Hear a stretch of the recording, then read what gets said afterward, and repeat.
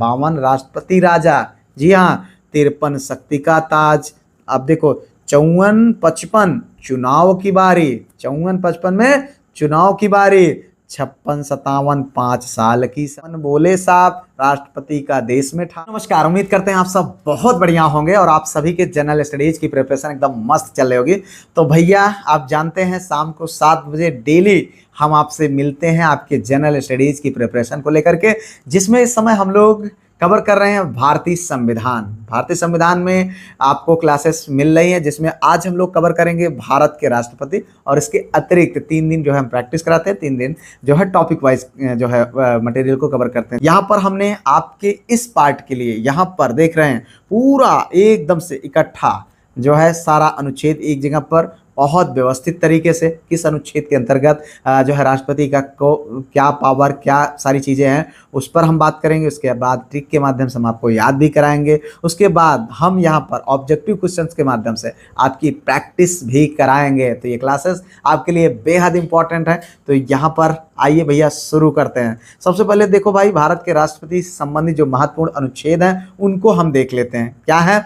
अनुच्छेद 52 के अंतर्गत भारत में एक राष्ट्रपति होगा, इस बात की जिक्र है। जो आपसे पूछा जाता है कि किस अनुच्छेद में ये बात कहा गया है, तो और भारत के राष्ट्रपति जो ये संबंधित है ये भाग 5 के अंतर्गत आते हैं। किसमें? भाग 5 और 4 तक हम लोग अध्ययन कर चुके हैं, जिसमें भाग 5 में अगर आप देखें तो राष्ट्रपति से संबंधित चीज़ों पर जिक्र है। अनुच्छेद 52 भारत में एक राष्ट्रपति होगा, ठीक है। 53 संघ की कार्यपालिका शक्ति राष्ट्रपति में ही निहित होगी, ठीक है। कैसे होगी आगे हम उस पर डिस्कस करेंगे। अब देखो 54 राष्ट्रपति का निर्वाचन कैसे होगा भैया। 55 राष्ट्रपति के निर्वाचन की प्रक्रिया क्या होगी, ठीक है। और अनुच्छेद 56 में राष्ट्रपति का कार्यकाल कितने साल का होगा। अनुच्छेद 57 में निर्वाचन जो है पुनर्निर्वाचन की पात्रता क्या होनी चाहिए। अनुच्छेद 58 में राष्ट्रपति बनने की योग्यताएं क्या होगी। अनुच्छेद 59 में पद की शर्तें क्या हैं। अनुच्छेद 60 में शपथ के बारे में। अनुच्छेद 61 महाभियोग भैया लगा के भगाने का। अनुच्छेद 62 रिक्त की स्थिति में चुनाव एवं समय सीमा से संबंधित इस देखे सारा कुछ यहाँ पर। अब देखो आगे हम बात करेंगे कि याद कैसे करोगे, याद कर सकते हो इसको कैसे। यहाँ पर देखो भैया 52 यानी राष्ट्रपति क्या होता है, राजा होता है। 52 राष्ट्रपति राजा, जी हाँ 53 शक्ति का ताज। अब देखो 54-55 चुनाव की बारी, 54-55 में चुनाव की बारी। 56-57 5 साल की सवारी, जी हाँ 58 योग्यता आई, 59 शर्तें संग लाई, ठीक है। 60 में शपथ उठे, 61 महाभियोग से हटे, ठीक है। 62 रिक्ति आए, 6 महीने में चुनाव कराए। ये है भैया ट्रिक, अगर याद कर लोगे तो जीवन भर नहीं भूलेगा, ठीक है। आप देखो एक एक अनुच्छेद हम पढ़ते जाएंगे, उससे संबंधित क्वेश्चन को भी सॉल्व करते जाएंगे, उसको भी हम याद करते जाएंगे। बेहतरीन है, ठीक है। और हाँ, मॉर्निंग में 7 बजे आपको करंट अफेयर की भी क्लास मिलती है। तो अगर आप पीसीएस ही नहीं किसी भी प्रकार के गवर्नमेंट सर्विस के एग्जाम की तैयारी कर रहे हैं तो क्लासेस बहुत इंपॉर्टेंट है। इसीलिए मैं कहता हूँ वीडियो लाइक करो, चैनल को अभी तुरंत सब्सक्राइब करिए, ठीक है। और हाइप करके अपने दोस्तों में शेयर कर दीजिए। इसके साथ साथ भैया अभी अगर आप चाहते हो सारी चीज़ें बहुत व्यवस्थित मिल जाए तो ऐप है अपना प्रमोद पाल जीआईसी टीचर नाम से, लिंक डिस्क्रिप्शन में है या गूगल प्ले स्टोर पे जाके डाउनलोड कर लो। सब कुछ बहुत व्यवस्थित मिल जाएगा आपको, ठीक है। टेस्ट पीडीएफ सारा कुछ मटेरियल। अनुच्छेद 52 में भैया ये है राष्ट्रपति, प्रेसिडेंट ऑफ इंडिया, जी हाँ। अब इसमें क्या जिक्र किया गया है कि भारत में एक राष्ट्रपति होगा, ठीक है।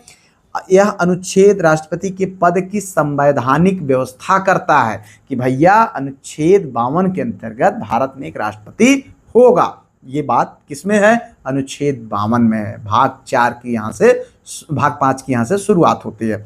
अब देखो राष्ट्रपति भारत के संवैधानिक प्रमुख हैं एवं जो है क्या है, प्रथम नागरिक, संवैधानिक प्रमुख है, कॉन्स्टिट्यूशनल हेड हैं, ठीक है।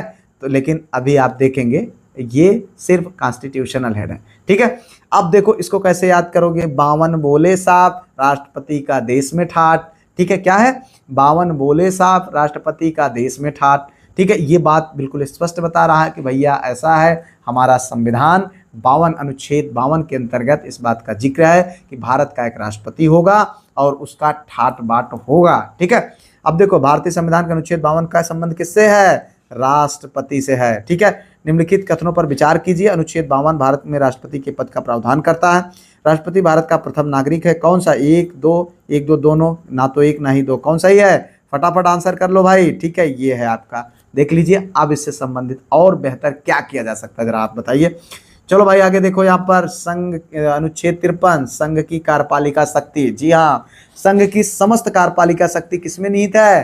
राष्ट्रपति में। जी हाँ, राष्ट्रपति इस शक्ति का प्रयोग स्वयं व अपने अधीनस्थ अधिकारियों के माध्यम से करते हैं। ठीक है, वैसे संवैधानिक प्रमुख हैं भैया। वास्तविक प्रमुख कौन होता है? प्रधानमंत्री। ये सब रबर का स्टाम है, लेकिन इनके अंदर भाई ग्लोरिफिकेशन साथ ही साथ संविधान में बहुत सारी चीजें हैं। ठीक है, समझते हैं। वास्तविक कार्यपालिका शक्ति किसमें होती है? प्रधानमंत्री एवं मंत्रिपरिषद में होती है। जो कौन है इस समय?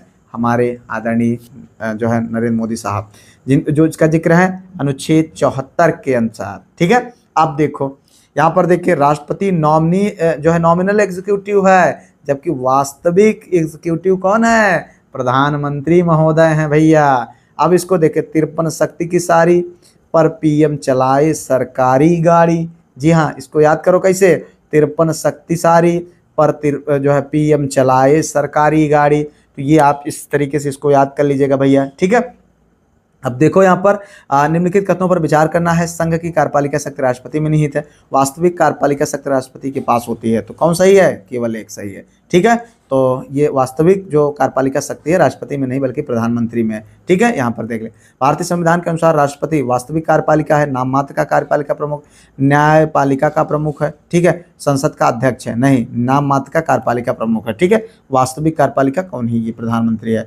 चलो भाई अब देखो राष्ट्रपति का निर्वाचन। अब इसको देखो, 54 चुनाव महान निर्वाचित सदस्य करे मतदान। देखो यहाँ पर क्या है? 54 चुनाव महान निर्वाचित सदस्य करे मतदान। देखो यहाँ पर क्या है? 54 राष्ट्रपति का निर्वाचन कौन करता है? राष्ट्रपति का चुनाव निर्वाचन मंडल यानी जी हाँ इलेक्टोरल कॉलेज द्वारा किया जाता है। क्या है मंडल? लोकसभा के निर्वाचित सदस्य, जी हाँ, राज्यसभा के निर्वाचित सदस्य, जी हाँ, राज्यों की विधानसभाओं के निर्वाचित सदस्य, जी हाँ, दिल्ली एवं पुदुचेरी विधानसभा के निर्वाचित सदस्य। ध्यान रखना, निर्वाचित सदस्य ही राष्ट्रपति को वोट दे सकते हैं। संसद में मनोनीत सदस्य नहीं वोट दे पाएंगे।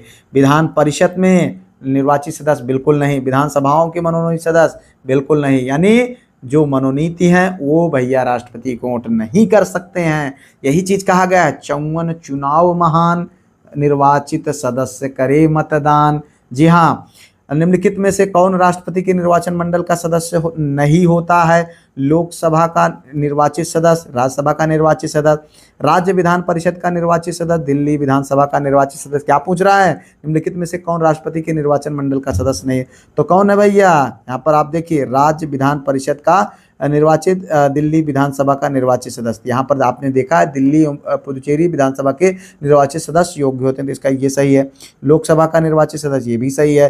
राज्यसभा का निर्वाचित सदस्य, ये भी सही है। तो मतलब राज्य विधान परिषद का निर्वाचित सदस्य जो है, यहाँ पर देख रहे हैं ना, विधान परिषद का के सदस्य जो है निर्वाचित सदस्य, वो क्या हैं? वो भैया जो है यहाँ पर राष्ट्रपति को निर्वाचन मंडल का सदस्य नहीं होता है। ठीक है, फंसाने के लिए बात की गई विधान परिषद का सदस्य। ठीक है, बाकी मनोनीत होते हैं सब। निम्नलिखित कथनों पर विचार कीजिए। राष्ट्रपति के निर्वाचन में संसद के मनोनीत सदस्य मतदान करते हैं। पुदुचेरी विधानसभा के निर्वाचित सदस्य राष्ट्रपति के निर्वाचन में भाग लेते हैं। तो यहाँ पर आप देख रहे हैं पुदुचेरी और दिल्ली, जी हाँ, दूसरा कथन सही है। राष्ट्रपति के निर्वाचन में संसद के मनोनीत सदस्य मतदान करते हैं। मनोनीत बिल्कुल नहीं करेगा भैया, तो केवल 2 ये सही हो गया आपका। तो इस तरीके से इसका प्रैक्टिस भी होती जा रही है भैया। देख रहे हैं कैसे फंसा रहा है क्वेश्चन। देखो यहाँ पर, अब देखो अगला क्या है? अनुच्छेद 55 राष्ट्रपति के निर्वाचन की प्रक्रिया। 55 का चुनाव निराला, एसटीवी और सीक्रेट वॉलेट वाला। ठीक है, एसटीवी का मतलब क्या है? यहाँ पर आप अभी देखेंगे सिंगल ट्रांसफरेबल वोट। जी हाँ, और ये क्या है? सीक्रेट वॉलेट, गुप्त मतदान। ठीक है, अब देखो यहाँ पर आपको फिर से समझना है। पहले अनुच्छेद 55 के अंतर्गत राष्ट्रपति के निर्वाचन की प्रक्रिया का वर्णन किया गया है। राष्ट्रपति का चुनाव कैसे होता? अनुपातिक प्रतिनिधित्व प्रणाली, यानी अगर आप देखें प्रोपोर्शनल रिप्रेजेंटेटिव प्लस एकल संक्रमणी मत, सिंगल ट्रांसफरेबल वोट प्लस गुप्त मतदान, यही है भैया चुनाव। राज्यों और संघ के बीच संतुलन प्रतिनिधित्व सुनिश्चित करना है। ठीक है, अब भैया टिक जो ऐसे हमने देखा 55 का चुनाव निराला, एसटीबी और सेक्रेट वॉलेट वाला। ठीक है, 55 PR plus STV plus secret ballot, ये याद रखें भैया। ठीक है, याद रखें 55 पीआर, पीआर मतलब ये प्रोपोर्शनल रिप्रेजेंटेटिव, एसटीबी मतलब सिंगल ट्रांसफरेबल वोट, और एसबी का मतलब सेक्रेट वॉलेट। तो ये है आपका 55 का खेला, याद रखना भैया। ठीक है, सब कुछ पीडीएफ में मिल जाएगा बहुत व्यवस्थित तरीके से, इसलिए बिल्कुल भी घबराना नहीं है। अब क्वेश्चन का आंसर भी दे लो भाई। यहाँ पर देखो, राष्ट्रपति के निर्वाचन के संबंध निम्नलिखित कथनों पर विचार करिए। राष्ट्रपति का निर्वाचन आनुपातिक प्रतिनिधित्व प्रणाली द्वारा होता है, बिल्कुल होता है। यहाँ पर आप देख रहे हैं आनुपातिक प्रतिनिधित्व प्रणाली। राष्ट्रपति का चुनाव एकल संक्रमणीय मत पद्धति द्वारा होता है, ये भी होता है भैया। तो यानी दोनों कथन सत्य हैं। राष्ट्रपति के निर्वाचन में निम्नलिखित में से कौन में से किस मतदान पद्धति का प्रयोग किया जाता है? तो देख रहे हैं आप, गुप्त मतदान और एकल संक्रमणीय अनुपातिक। ठीक है, यानी यहाँ पर है गुप्त मतदान का, तो ये आपका सही विकल्प है। आगे देखो भैया, अनुच्छेद 56, जी हाँ, राष्ट्रपति के कार्यकाल से संबंधित है भैया। राष्ट्रपति का कार्यकाल 5 साल का होता है।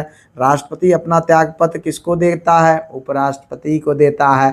राष्ट्रपति महाभियोग से के द्वारा हटाया जा सकता है, बिल्कुल हटाया जा सकता है। उत्तराधिकारी के पद जो है ग्रहण करने तक राष्ट्रपति अपने पद तक बना रहता है भैया। जो वही चीज़ इसमें बताया गया है, 56 5 साल का राज। जी हाँ, उपराष्ट्रपति को त्यागपत्र दो आज। जी हाँ, अगर महाभियोग लग जाए हट, उत्तराधिकारी आए तब हट। जी हाँ, महाभियोग अगर आपको लगा करके हटाया भी जा रहा है तब तक नहीं हटो भैया, जब तक आपका उत्तराधिकारी आ ना जाए। ठीक है, तो ये सारी चीज़ें हैं, याद कर लो। अब इससे संबंधित जो क्वेश्चन है उस पर ध्यान देते हैं। राष्ट्रपति के संबंध में निम्नलिखित कथनों पर विचार कीजिए। राष्ट्रपति का कार्यकाल 5 साल का होता है, बिल्कुल होता है। राष्ट्रपति अपना त्यागपत्र भारत के मुख्य न्यायाधीश को देता है, ऐसा नहीं है, पहले उपराष्ट्रपति को देगा। अगर उपराष्ट्रपति नहीं है तो तब आप जो है मुख्य न्यायाधीश को देगा। तो इसलिए यहाँ पर क्या है, केवल एक सही है। ठीक है, तो निम्नलिखित में से राष्ट्रपति के पद रिक्त होने से संबंध में कौन सा कथन सही? कार्यकाल समाप्त होते ही पद स्वतः रिक्त हो जाएगा। उत्तराधिकारी के पद ग्रहण करने तक राष्ट्रपति पद पर बना रहता है। ठीक है, राष्ट्रपति का कार्यकाल 6 वर्ष, अपना त्यागपत्र प्रधानमंत्री जी नहीं, ये तीनों नहीं है, ये भैया भी सही है। चलो भाई आगे देखो, भारत के राष्ट्रपति यानी प्रेसिडेंट ऑफ इंडिया, अनुच्छेद 57 के अंतर्गत पुनर्निर्वाचन यानी री इलेक्शन। जी हाँ, 57 फिर आओ, राष्ट्रपति बनकर ताज सजाओ। जी हाँ, 57 क्या करा है, फिर आओ, राष्ट्रपति बनकर ताज सताओ। यानी राष्ट्रपति कितनी भी बार चुनाव लड़ सकते हैं भैया। संविधान में पुनर्निर्वाचन की कोई अधिकतम सीमा निर्धारित नहीं की गई है। ठीक है, राष्ट्रपति के पुनर्निर्वाचन के संबंध में निम्नलिखित कथनों पर आपको विचार करना है। राष्ट्रपति केवल 2 बार ही निर्वाचित हो सकता है, ऐसा नहीं है। भारतीय राष्ट्रीय संविधान के पुनर्निर्वाचन की संख्या पर कोई सीमा नहीं है, तो यही सही है। ठीक है, यानी 2, एक पहला नहीं है। राष्ट्रपति के पुनर्निर्वाचन का प्रावधान किस अनुच्छेद में किया गया है? 57। जी हाँ, यहाँ पर देख रहे ना, 57 भैया। ठीक है, याद होता जाना चाहिए। राष्ट्रपति बनने की योग्यताएं ध्यान दो भैया। राष्ट्रपति बनोगे कैसे? राष्ट्रपति पद का उम्मीदवार भारत का नागरिक हो। ठीक है, अब देखो यहाँ पर अभी देखेंगे ट्रिक भैया। 58 याद रखो, 4 नागरिक, 35 लोकसभा तैयार। लाभ का पद अगर हो पास, राष्ट्रपति बनने की टूटे आस। तो भैया देखो, अब ये चीज़ें हैं, कहने का मतलब है कि इसको उसी राइमिंग में रखा भी गया है। ठीक है, 58 याद रखो, 4 नागरिक, 35 लोकसभा तैयार। लाभ का पद अगर हो पास, राष्ट्रपति बनने की टूटे आस। जी हाँ, आप भारत का नागरिक हो, लेकिन जन्म से नागरिक होना जरूरी नहीं है। बहुत क्वेश्चन फंसाता है भाई। ठीक है, न्यूनतम आयु कितना? 35 वर्ष। ठीक है, लोकसभा सदस्य निर्वाचित होने की पूरी योग्यता होनी चाहिए। लाभ के पद पर ना हो, ये भी देना है। ठीक है, तो भैया ध्यान रखना, 58 ये ठीक है, ठीक से याद रखो। निम्नलिखित में से राष्ट्रपति पद के उम्मीदवार के लिए कौन सी योग्यता आवश्यक नहीं है? भारत का नागरिक होना, 35 वर्ष, राज्यसभा का सदस्य होना नहीं। लोकसभा, ये वाला आपका, यही आपका सही विकल्प है। बाकी ये भी सही, ये भी सही और ये भी सही। निम्नलिखित कथनों पर विचार कीजिए। राष्ट्रपति बनने के लिए न्यूनतम आयु 35 वर्ष। जी हाँ, राष्ट्रपति बनने वाला व्यक्ति लाभ के पद पर नहीं होना चाहिए। बिल्कुल दोनों सही कथन है। ठीक है, तो चलो भाई आगे देखो यहाँ पर अनुच्छेद 59 पद की शर्तें। जी हाँ, 59 शर्तें 4, सदस्यता छोड़ो, लाभ से इनकार। जी हाँ, अब देखो पद की शर्तें जो हैं, राष्ट्रपति संसद का राज्य विधानमंडल सदस्य नहीं रहेगा। जी हाँ, यदि कोई सदस्य राष्ट्रपति निर्वाचित होता है तो पद ग्रहण करते उसे सदस्यता समाप्त हो जाती है। राष्ट्रपति कोई अन्य लाभ का पद धारण नहीं करेगा। राष्ट्रपति की वेतन एवं सुविधाएं संविधान द्वारा निर्धारित हैं। ठीक है, आगे बढ़ते हैं भैया। यहाँ पर देखिए अनुच्छेद 60 जो कि संबंधित किससे, शपथ, किसके शपथ से, राष्ट्रपति के शपथ से। जी हाँ, 60 के ठाठ से राष्ट्रपति शपथ लेता है भैया। ठीक है, तो आप इसको 60 के ठाठ से राष्ट्रपति शपथ लेगा। तो देखो राष्ट्रपति को शपथ कौन दिलाता है, CJI ऑफ, ठीक है, CJI यानी चीफ जस्टिस ऑफ इंडिया। ठीक है, मुख्य न्यायाधीश की अनुपस्थिति में सर्वोच्च न्यायालय के वरिष्ठतम न्यायाधीश शपथ दिलाते हैं। शपथ में राष्ट्रपति संविधान की रक्षा, संरक्षण एवं पालन करने तथा भारत की जनता की सेवा एवं कल्याण के लिए कार्य करने का संकल्प लेते हैं। अब देखो इसका एक मिनी ट्रिक आप देख सकते हैं। 60 की शपथ महान CJI कराए सम्मान। जी हाँ, संविधान की रक्षा का वचन, यही है राष्ट्रपति का प्रथम कर्तव्य वचन। तो हालांकि इसको इस तरीके से भी है, 60 के ठाठ से राष्ट्रपति जो है शपथ लेता है। तो राष्ट्रपति को शपथ कौन दिलाता है, CJI। ठीक है, निम्नलिखित कथन पर विचार कीजिए। राष्ट्रपति संविधान की रक्षा, संरक्षण एवं पालन करने की शपथ लेता है। राष्ट्रपति को शपथ लोकसभा अध्यक्ष दिलाते हैं। कौन दिलाता है, लोकसभा अध्यक्ष। जी हाँ, केवल एक, केवल दो, एक दो दोनों, ना तो एक। तो भारत यह राष्ट्रपति की संविधान की रक्षा, संरक्षण एवं पालन करने की शपथ लेता है और ये लोकसभा अध्यक्ष शपथ नहीं दिलाते हैं। ठीक है, चलो भाई 61, आप तो गद्दी में बैठ गए हो, हटाने की प्रक्रिया देख लेते हैं। महाभियोग। ठीक है, 61 गलती भारी, संविधान तोड़ी तो कुर्सी हारी। ध्यान रखना, 14 दिन का पहले नोटिस, फिर विशेष बहुमत की प्रैक्टिस। ध्यान रखना। ठीक है, अब देखो यहाँ पर स्टेप 1, अगर राष्ट्रपति को हटाना है तो क्या करना है, राष्ट्रपति पर केवल संविधान के उल्लंघन के आधार पर महाभियोग लगाया जा सकता है। किस पर, संविधान का उल्लंघन कर रहा हो तो। संसद का कोई भी सदन महाभियोग का प्रस्ताव ला सकता है और प्रस्ताव लाने से पूर्व कम से कम 14 दिन पहले लिखित नोटिस देना कि भैया राष्ट्रपति महोदय, हम आपके खिलाफ महाभियोग लेकर के आ रहे हैं। ठीक है, चलो, प्रस्ताव विशेष बहुमत से पारित होना चाहिए। ठीक है, दूसरा सदन आरोपों की जांच करता है। ठीक है, तो ये भी ध्यान रखना, दूसरा सदन क्या करता है, आरोपों की जांच करता है। आरोप सिद्ध होने पर राष्ट्रपति पद से हटा दिया जाता है।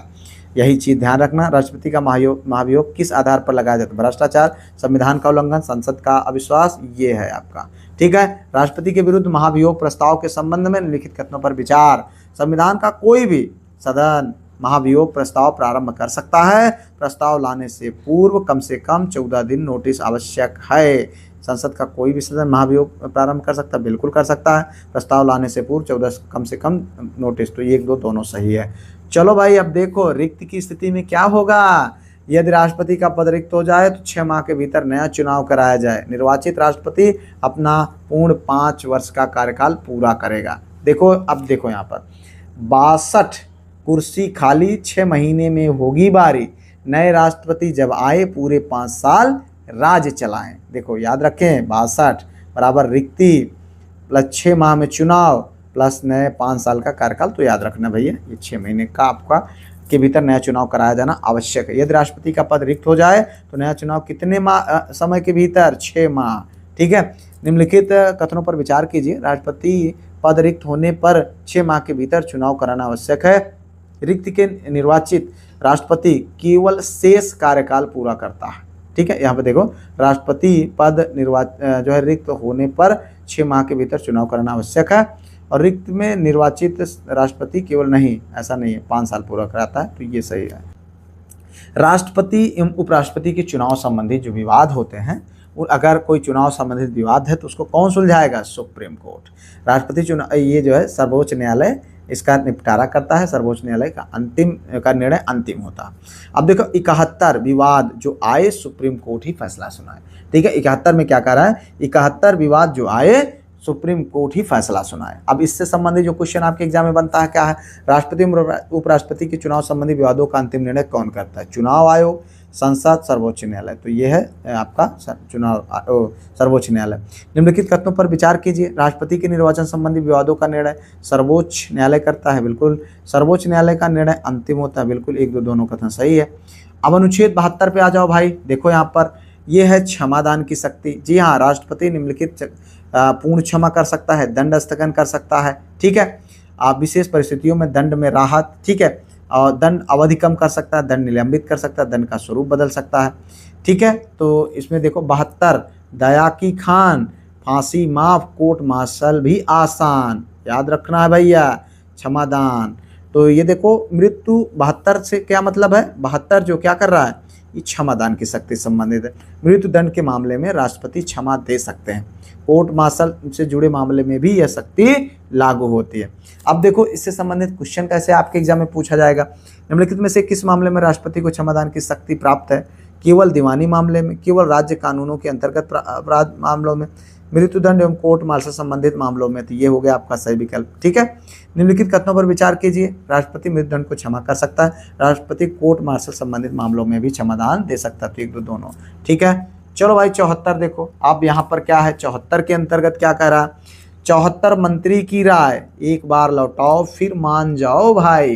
देखो यहाँ पर क्या है, राष्ट्रपति की सहायता और सलाह के लिए प्रधानमंत्री के नेतृत्व में मंत्री परिषद होती है, ठीक है। 44वें संविधान संशोधन 1978 के बाद जो है राष्ट्रपति जो होता है मंत्रिपरिषद की सलाह को एक बार पुनर्विचार हेतु लौटा सकता है, लेकिन यदि वही सलाह पुनः भेजी जाती है तो राष्ट्रपति उसे मानने के लिए बाध्य होता है, ठीक है। अब देखो यहाँ पर राष्ट्रपति मंत्रिपरिषद की सलाह को पुनर्विचार हेतु कितनी बार लौटा सकता है, एक बार बस। निम्नलिखित कथनों पर विचार कीजिए। राष्ट्रपति मंत्रिपरिषद की सलाह को एक बार पुनर्विचार हेतु लौटा सकता है, पुनः वही सलाह आने पर राष्ट्रपति को उसे मानने के लिए बाध्य होना भैया। तो ये क्या है, एक दो दोनों सही है, ठीक है। चलो भैया 75 देखते हैं। प्रधानमंत्री एवं मंत्रियों की नियुक्ति, राष्ट्रपति प्रधानमंत्री की नियुक्ति करते हैं, प्रधानमंत्री की सलाह पर अन्य मंत्रियों की नियुक्ति करते हैं, ठीक है, और मंत्री राष्ट्रपति के प्रसाद पर्यंत अपने पद पर बने रहते हैं। देखो 75 पीएम बुलाए, उसकी सलाह से मंत्री आए। जी हाँ, 75 पीएम बुलाए, उसके सलाह से मंत्री आए, ठीक है। राष्ट्रपति अन्य मंत्रियों की नियुक्ति किसकी सलाह पर करता है, प्रधानमंत्री। जी हाँ, ठीक है। मंत्री राष्ट्रपति के प्रसाद पर्यंत पद पर जो है धारण करते हैं। यह प्रावधान किस अनुच्छेद में है, 74 में है। अनुच्छेद जो है देखो यहाँ पर, मंत्री राष्ट्रपति के प्रसाद पर्यंत पद पर धारण करते हैं, यह प्रावधान किस अनुच्छेद में है। तो यहाँ पर आप देख रहे हैं ना, यह अनुच्छेद 75 में, गलत यहाँ पर टिक लगा है, ठीक है, इस तरीके से। चलो भाई अनुच्छेद 77 एवं 78 भारत सरकार के कार्य एवं पीएम के कर्तव्य। भारत सरकार के देखो यहाँ पर कार्य, भारत सरकार के कई सभी कार्य जो है राष्ट्रपति के नाम से किए जाते हैं। कार्य संचालन के नियम राष्ट्रपति बनाते हैं, ठीक है। देखो 77 का नाम महान, राष्ट्रपति के नाम से हर काम, ठीक है, काम राष्ट्रपति के नाम से होता है, लेकिन करता कौन है, प्रधानमंत्री। भारत सरकार के सभी कार्य किसके नाम से किए जाते हैं, तो राष्ट्रपति के, ठीक है। सभी कार्य राष्ट्रपति के नाम से होते हैं, संचालन नियम राष्ट्रपति बनाते हैं, ठीक है। यहाँ पर आप देख रहे हैं संचालन के नियम राष्ट्रपति बनाते हैं। तो ये भैया एक दो दोनों सही है। अब देखो 78 में क्या है, प्रधानमंत्री का कर्तव्य। प्रधानमंत्री का दायित्व है कि राष्ट्रपति को मंत्रिपरिषद के सभी निर्णयों की जानकारी दे और मांगी गई सूचना उपलब्ध कराए, ठीक है। 78 पीएम बताए, हर निर्णय राष्ट्रपति तक जाए, ठीक है। अब देखो यहाँ पर प्रधानमंत्री का राष्ट्रपति के प्रति कर्तव्य किस अनुच्छेद में है, 78 में। पीएम जो है राष्ट्रपति को निर्णयों से अवगत कराता है, सूचना उपलब्ध कराना पीएम का दायित्व है, एक दो दोनों, ठीक है। तो ये आपका सही विकल्प हो गया। तो अब देखो भैया 85 एवं 111 देखो यहाँ पर अनुच्छेद 85 संसद का अधिवेशन। जी हाँ, राष्ट्रपति संसद का सत्र बुलाते हैं, सत्रावसान करते हैं, लोकसभा भंग करते हैं। किसके अंतर्गत है, अनुच्छेद 85। बहुत पूछा जाता है भैया, ध्यान रखना।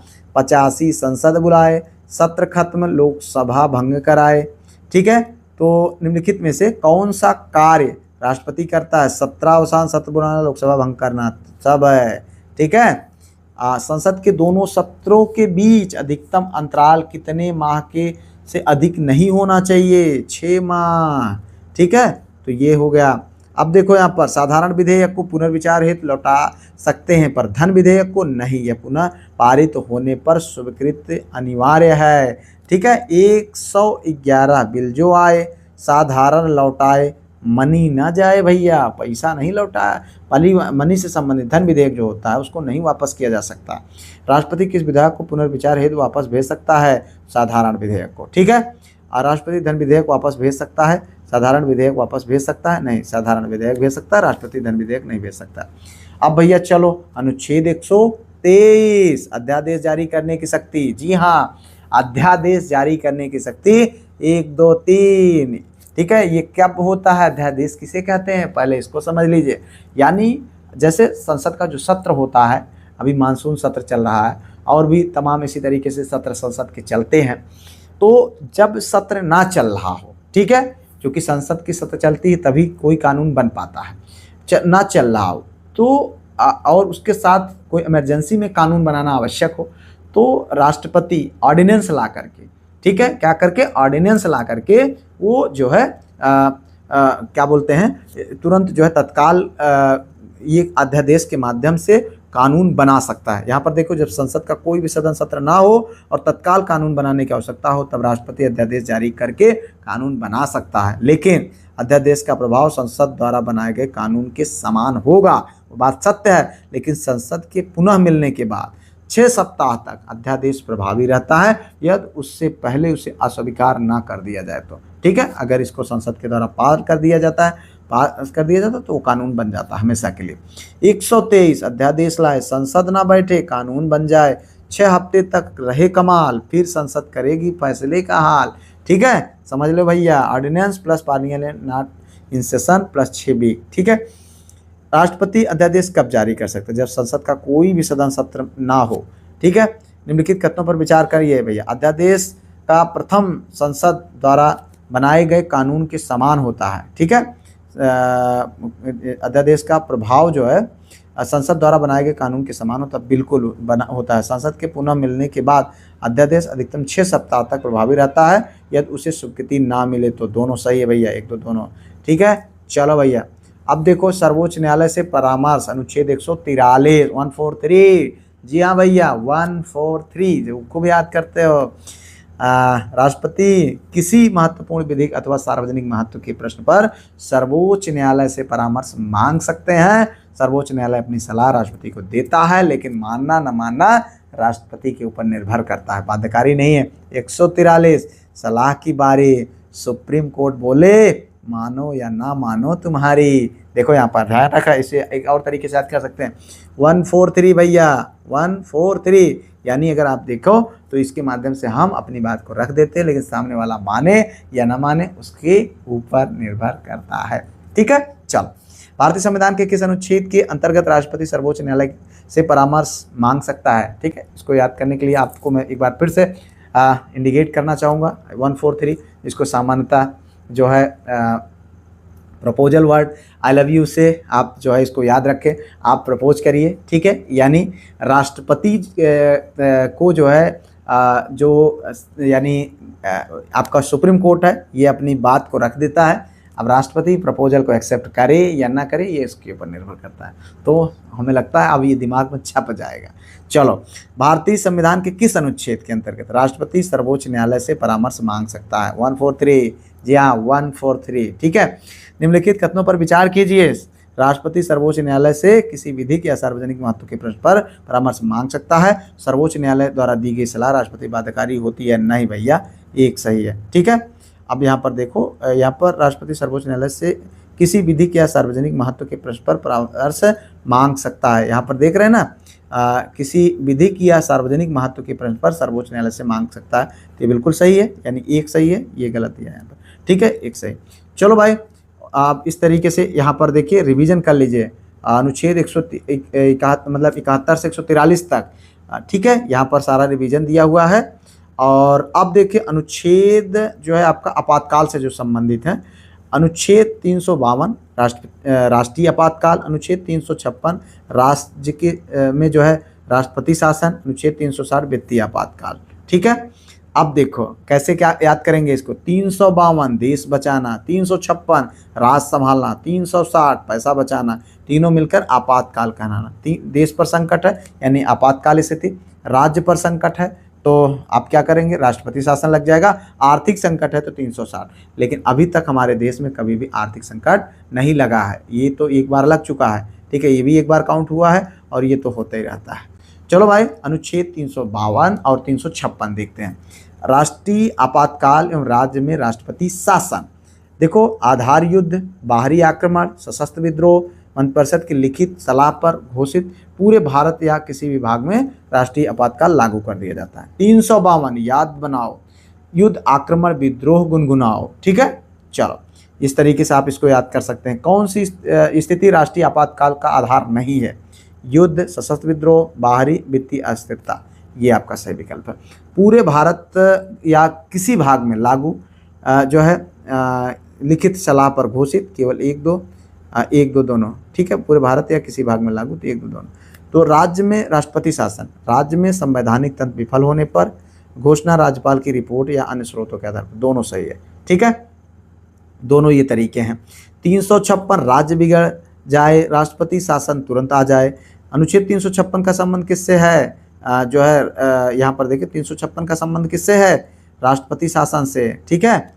अब देखो 356 संवैधानिक तंत्र की विफलता से संबंधित है, वह यह केवल राज्य की रिपोर्ट पर ही लगाया जा सकता है। तो भैया ये देखो यहाँ पर राज्यपाल की रिपोर्ट पर, तो दोनों चीज़ें हैं, यह राज्यपाल की रिपोर्ट एवं अन्य स्रोतों के आधार पर लग सकता है, ठीक है, तो केवल नहीं है, इसलिए ये एक ही सही होगा। अनुच्छेद 360 वित्तीय आपातकाल, यदि भारत की वित्तीय स्थिरता या साख को खतरा हो जाए तो राष्ट्रीय आपातकाल घोषित किया। अब तक भारत में वित्तीय आपातकाल कभी भी नहीं लागू हुआ है, ठीक है। 360 पैसा डोले, वित्तीय आपातकाल तब बोले। देखिए यहाँ पर भारतीय संविधान के किस अनुच्छेद में वित्तीय आपातकाल का प्रावधान है? 360, ठीक है। निम्नलिखित कथनों पर विचार कीजिए। भारत में अब वित्तीय आपातकाल कभी लागू नहीं हुआ है अभी तक। वित्तीय आपातकाल भारत की वित्तीय स्थिरता या साख को खतरा होने पर घोषित किया जाता है, तो दोनों कथन सत्य हैं। तो इस तरीके से अब आगे यहाँ पर देखो एक बार इसको फिर से, अनुच्छेद 352 राष्ट्रीय आपातकाल, युद्ध, बाहरी आक्रमण, सशस्त्र विद्रोह से। अनुच्छेद 356 राष्ट्रपति शासन और अनुच्छेद 360 वित्तीय आपातकाल। एक बार PDF से रिवीजन कर लेना, मुझे उम्मीद है कि बिल्कुल कभी नहीं भूलेगा। और इतना बनाने के पीछे बहुत मेहनत किया हूँ, तो अभी तक आपने लाइक, हाइप, सब्सक्राइब, शेयर नहीं किया तो कर लीजिए। और हाँ, ऐप का लिंक डिस्क्रिप्शन में जाओ, डाउनलोड करो, सारा कुछ PDF टेस्ट सब कुछ प्राप्त कर लो। मिलते हैं किसी और वीडियो में किसी और टॉपिक पर, तब तक के लिए जय Hind, Vande Mataram, best of luck.